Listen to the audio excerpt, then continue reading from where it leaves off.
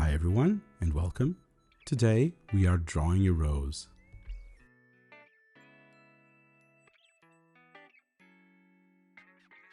So to get started drawing our rose, we're going to start with a little oval at the top. This is going to be the base where the whole rose is going to come from. From that little oval, you kind of want to do like a little bit of a vase shape. This will be the center of our rose. In the center, we kind of want to draw a little bit of a half circle in there. That's the bud. That's the interior of the rose that still hasn't bloomed. This will give you a lot of detail real fast. Now for the petals, we're going to start with the interior ones. We kind of want to do a little bit of a distorted S shape in the left and kind of do the same thing again going inside that petal on the other side. Now we go to the outside of the S shape and we start drawing the lip of our rose petal.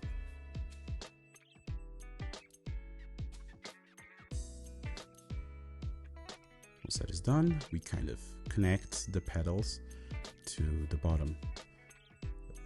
This will allow us to start working on the inside petals and on the outside petals as well. We're just dividing the inside right now.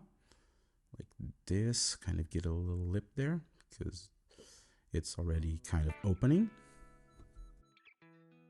You don't really have to follow exactly what I'm doing. As long as you know the basic ways of doing the petals, you can do as many little petals as you want. You can make more, make less, make it more open, more closed, make it more centered, more to the left, more to the right. It's really up to you. As long as you follow like doing the little S shape, the lip, and then connecting, you can really do any kind of rose, any kind of way you like. Now at the bottom, we kind of want our petal to wrap around what we already have. So we're doing it much lower and much larger, like wrapping around our rose. We kind of want to do this when the rose is already open. The petals kind of start falling below the rose, and we kind of want to give that impression. Meanwhile, I've been drawing the stalk. All roses below them kind of have a little bit of a few green leaves where the bud used to open. So we kind of want to draw those in. Sometimes you see them, sometimes you don't, depending on the perspective. I kind of wanted to put them here because I really like how it looks. And if you're going to paint it some other time, the contrast between the color of the rose and the green of the stalk and the tiny leaves, it's really nice. As usual, we can grab our eraser and go over our drawing and clean up the sketch that we did. Once again, you can just erase as much as you want and kind of sculpt your drawing after this.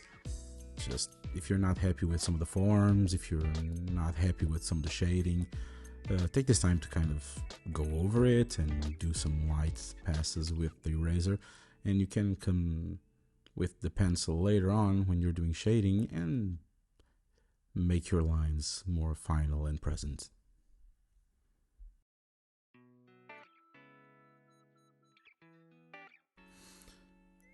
One tip when you're erasing is grab your page with one hand, and when you're erasing, always push the eraser to the opposite side from where your hand is. You want to make pressure with your hand and erase to the other side. If you erase towards the side that you're doing pressure with your hand, you might just crumple the paper, and that's really bad. You don't want to spend a few hours on the drawing and then just crumple everything at the end, so be careful with that.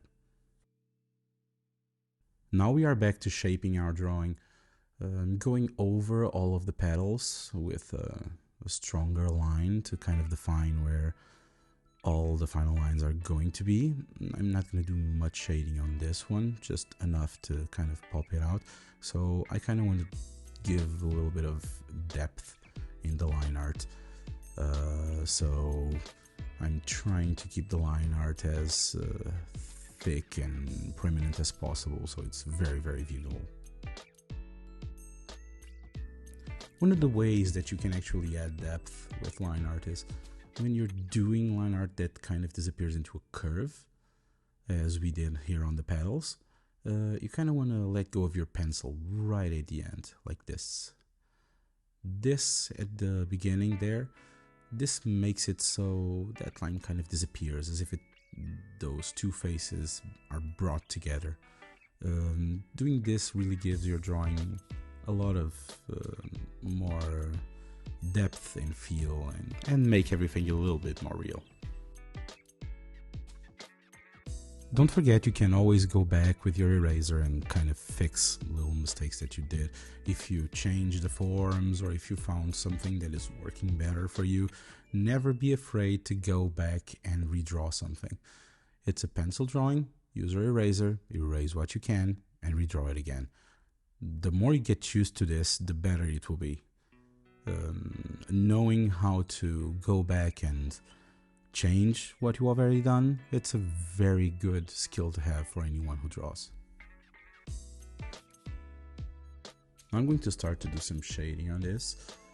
For the shading, first I'm going to go in the places that kind of meet the ends of the petals. I'm just doing a little bit of a stronger shadow, very, very close to the line art, and actually starting to do some curved shadows here to follow the petal inside.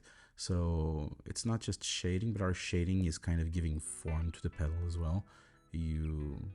Sometimes you want to do the shading following the form, because this helps inform your drawing of the forms that you want to have them there. While I'm doing these, I also want to give some texture in the shading, so I'm following the lines and the curves of the petals and giving it also a little bit of texture. Not too much, just enough to kind of feel that it's a little bit rough and not completely smooth. Now I'm going with shading in the opposite direction of some of the shading I've done up until now. I'm doing some cross hatching. This makes the areas that I want to be much darker to kind of pop out a little bit while still maintaining the shape of what I'm doing.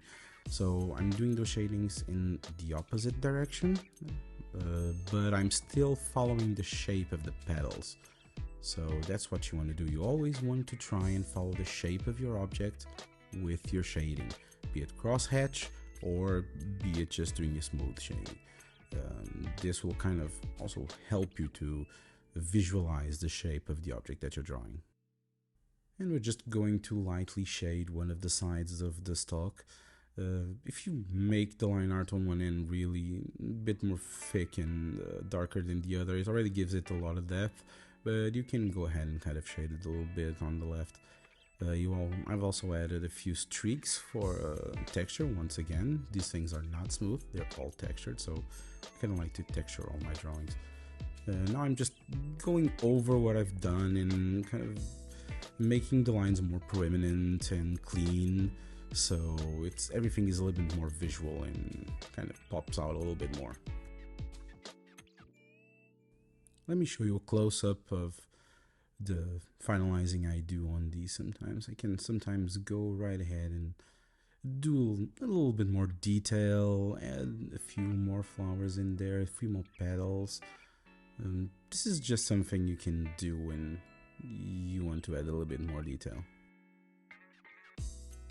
Now we're nearly at the end of our drawing. You can use this tutorial to draw any kind of rose that you would like, bigger, smaller, more open, more closed, whatever you'd like. I hope you learned something, and I see you next time. Thanks for watching. If you enjoyed this video, please like, subscribe to our channel. Also, feel free to comment below what you would like to see us draw next.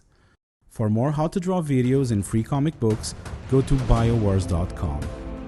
Have a great day!